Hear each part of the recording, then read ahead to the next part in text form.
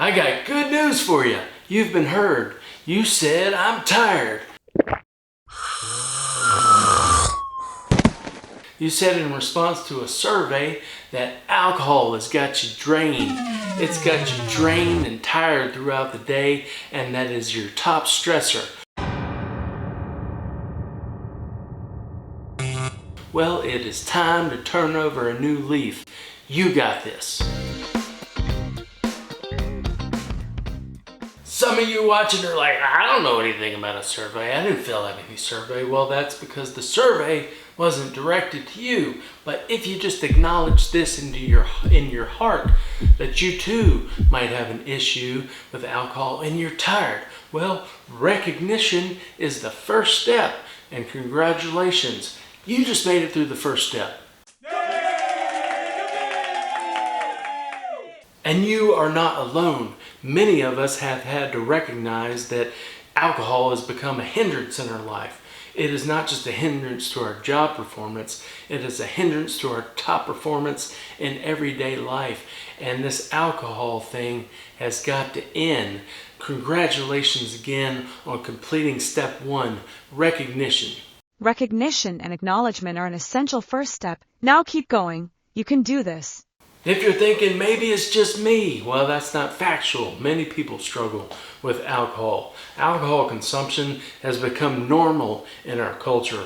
And if you're in a culture in the younger generation, maybe in military or college years, high alcohol consumption was even encouraged. And then it becomes a ball and chain on the individual, many individuals later in life and throughout life, and becomes a hindrance that we need to stop and get rid of.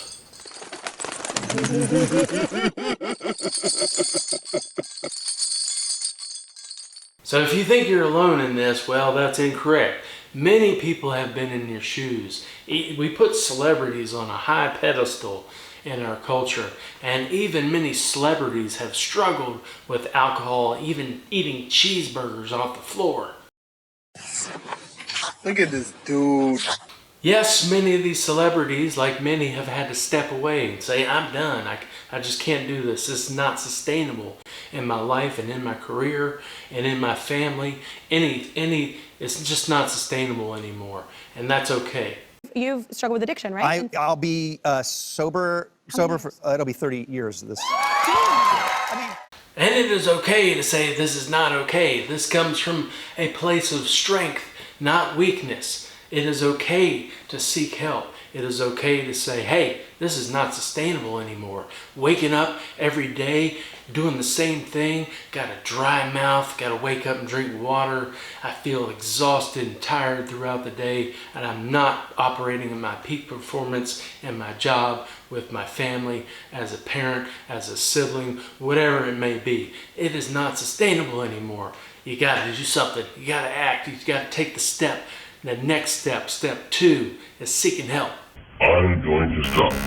I need help to stop. Can you help me? I'm pretty sure since you've completed step 1, you're not ready to ride this train of alcohol all the way to Vegas, like Nicolas Cage in Leaving Las Vegas. You're not ready to ride or die, or ride and die with this thing.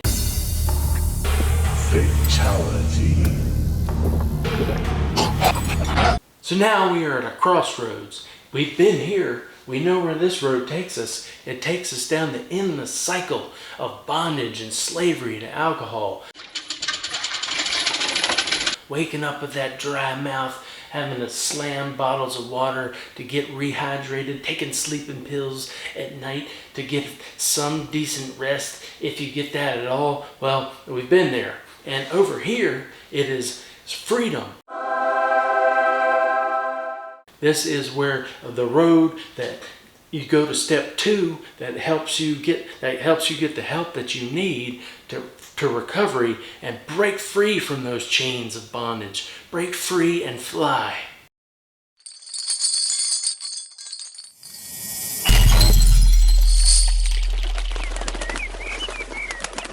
If you're not picking up what I'm putting down, I too was in bondage, but now I'm free. It feels good. I used to be like George Thorogood's song, I drink alone, because all my problems, that's how I dealt with the problems, especially the ones that relationship problems that leave you with the knife in your back. Well, alcohol was my compensation for that. And then I finally realized, hey, I am in bondage to this thing. I've got a great life, great relationships now, and it's just an excuse now. I gotta break free. This is a chain holding me down. So take a step forward and let's move to step 2. The reasons why can sound justified, but they are really just excuses. Surrender the excuses. Because I'm lonely.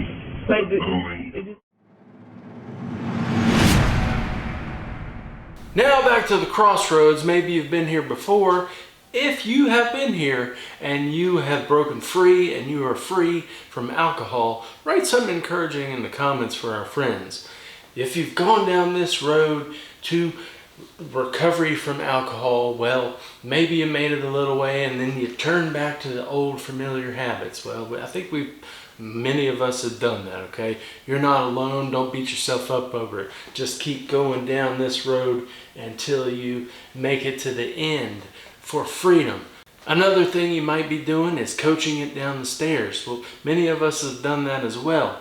I found for me, just a clean break is what worked. I made certain milestones. I met those milestones until I was failing at those milestones. Went 1 week, 1 month, 90 days, a year, whatever. And ultimately, sometimes you end up in the same spot that you're in. So just a clean break often is what works best to achieve this freedom.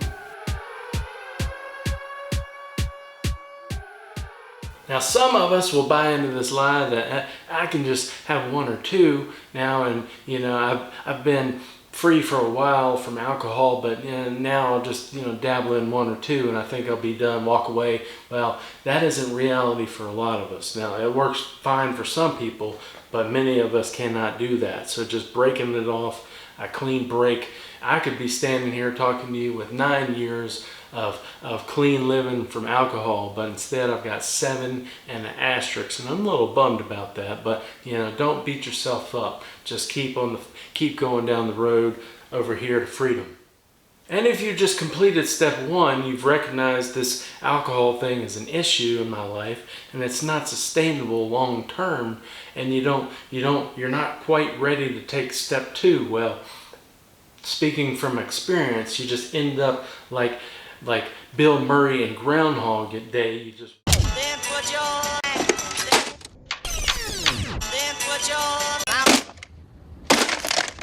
you just wake up this endless cycle. You know where it goes, and it doesn't really go anywhere. Like I said before, I could have had 9 years, but now I've got 7. So don't end up in the cycle of the Groundhog Day.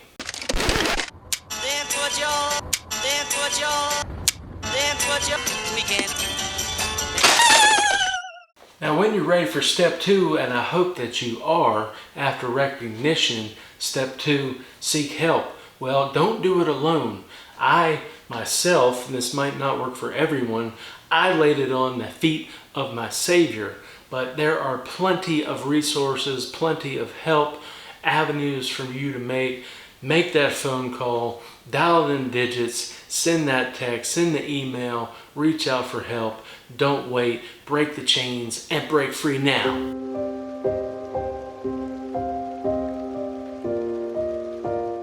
All right, don't wait. Don't wait. Don't wait for somebody living in this world of social media isolation to recognize that you might need some help. You've got to do it. You've got the power to do it, and you will succeed. Break the chains, break free, and soar. Okay, I hope you got a lot out of this. The last appeal for your freedom here. If you've already achieved freedom from alcohol, please leave something positive and encouraging in the comments. Don't wait though. Take that and initiate that action. I have personally been in a pit where there was nowhere else to turn and there was no other hand to reach out to but the hand that was already reaching out to me. Reach out and take it.